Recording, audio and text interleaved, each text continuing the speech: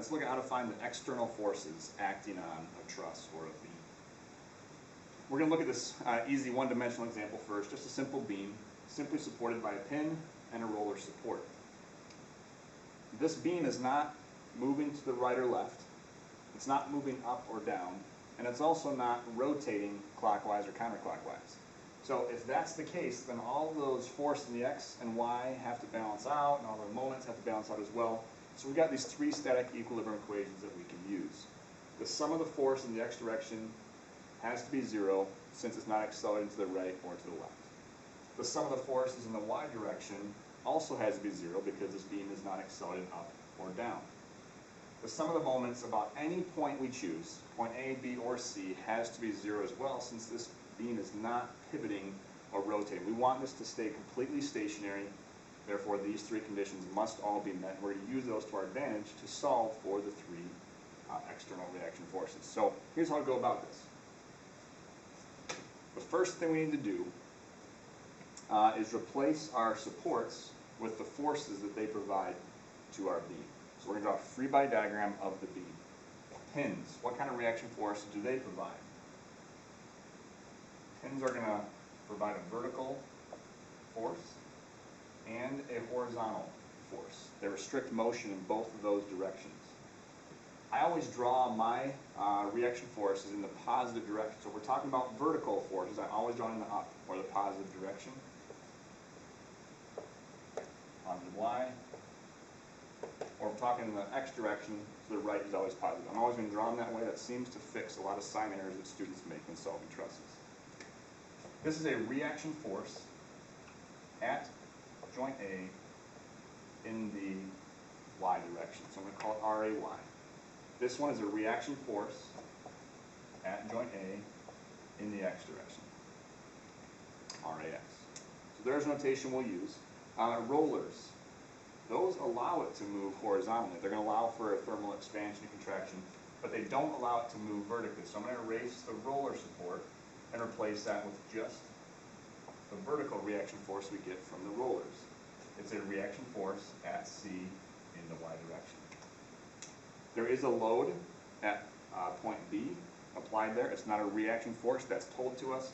Our goal is to find those external reaction forces. Forces applied to the beam by some object outside of our system, hence external reaction force.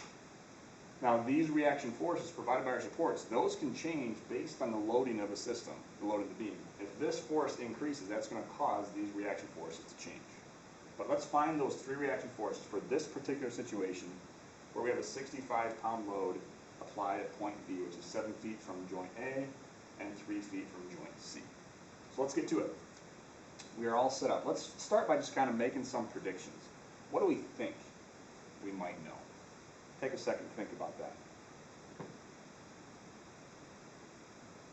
You might realize there's no other force in the x direction beside this, so it doesn't have to oppose any motion.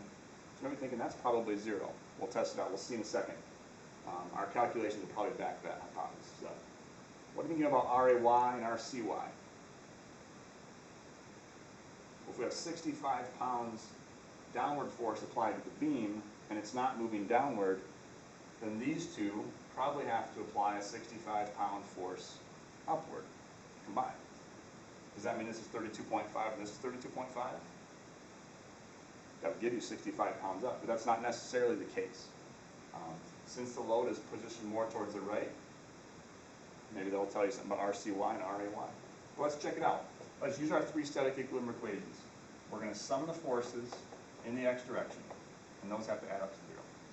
We're going to sum the forces in the y direction, and we're going to sum the moments about some point, and that sum has to be equal to 0 as well. Let's get to it. Sum the forces in the x direction. What forces are in the x direction up here?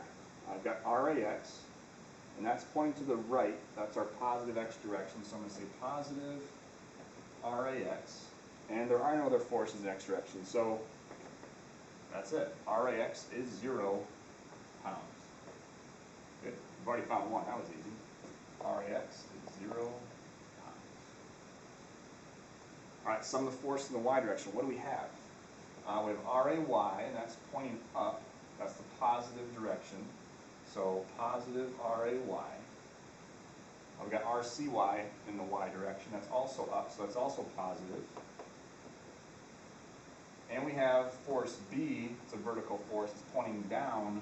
That's the negative direction. I'm going to say minus FB.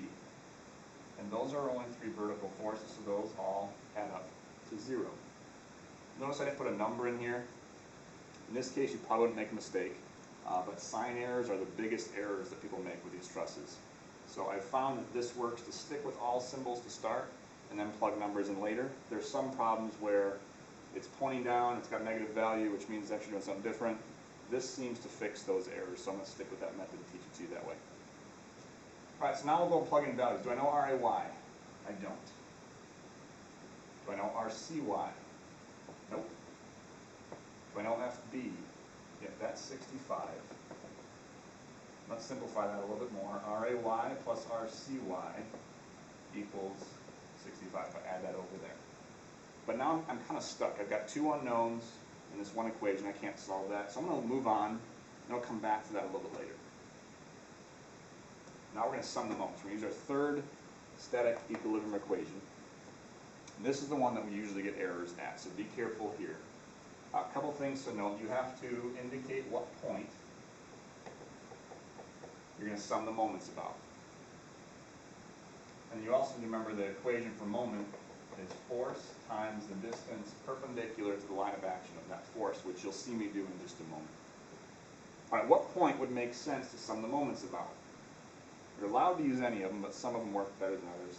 Typically, you'll pick the pin support because two forces, two of your unknown reaction forces go right through that point, which means they don't provide a moment. They don't cause the beam to twist or rotate. So I'm going to sum the moments about point A. Be sure to write that on there because your work is dependent on that fixed point.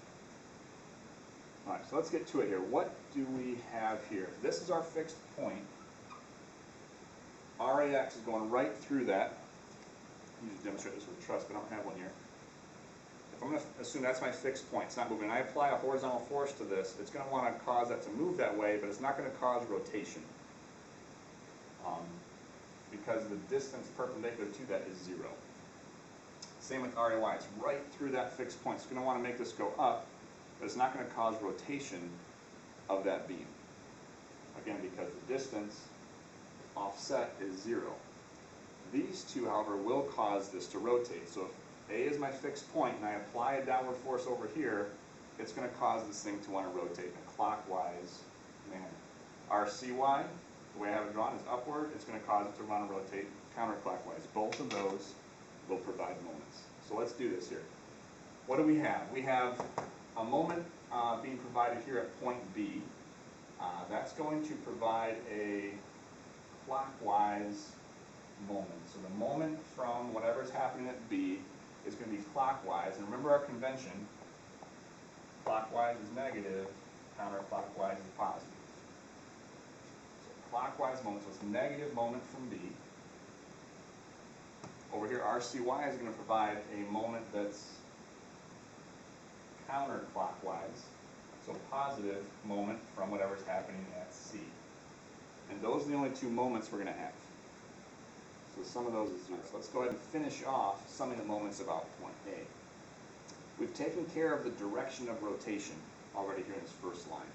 And you'll notice I didn't jump into writing forces and distances here.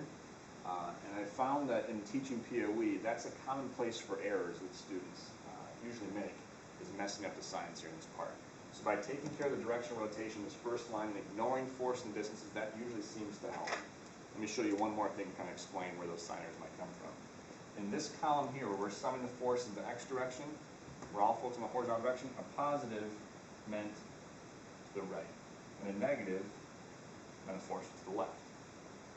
Here in this middle column, where we're summing the forces in the Y direction or vertically, a positive meant an upward force, and a negative meant a downward force. But over here, we're not talking about forces, we're talking about the turning effect of a force, or the moments. So positive doesn't mean to the right, positive doesn't mean up. Positive means that the force is causing the beam to rotate counterclockwise. And negative means a force is causing the beam to rotate clockwise. And we've already taken care of that here in this first step. So when I go and put forces in here, just because a force is down doesn't mean I'm going to call it a negative, because that's not what that means in this column. So let's get to that here. All right, negative moment provided by the force at B. So here's our fixed point. This is the force causing that moment about that fixed point. So what is the force here? It's 65 pounds. I'm not going to put a negative in there saying that it's downward force. The down doesn't mean negative here.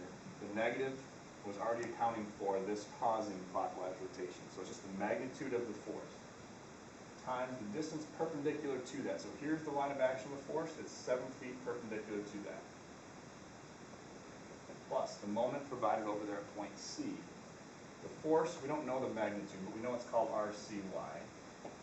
And the distance perpendicular to that would be 10 feet. So let's go ahead and solve for RCY. That gives us, what, 455 plus 10 times RCY equals 0. Let's add 455. And now we'll divide by 10.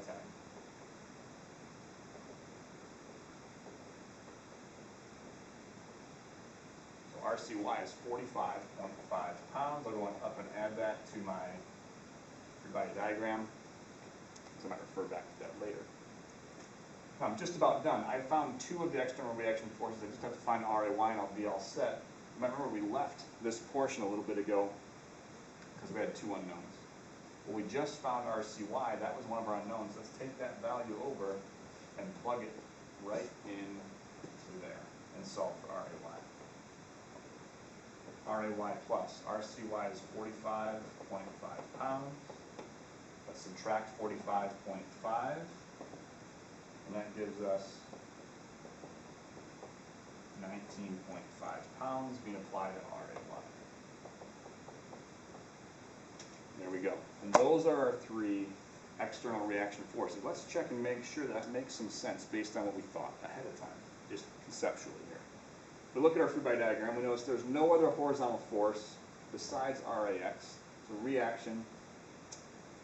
If there's no other force trying to make this beam move right or left, then the pin doesn't have to provide a horizontal force to oppose that. So RAX right now, under this current loading, is 0. Vertically, we thought RAY and RCY would have to be equal to a combined 65 pounds to cancel out the downward 65-pound force. These 2 do, in fact, add up to 65. But it's not evenly split, 32.5 and 32.5, because the weight's offset towards C. So RCY, the roller, is going to have to push up with more force than the pin. There we go. That's finding external reaction forces. The next step is going to be to solve for the internal forces in a truss, the force beneath member. Good luck.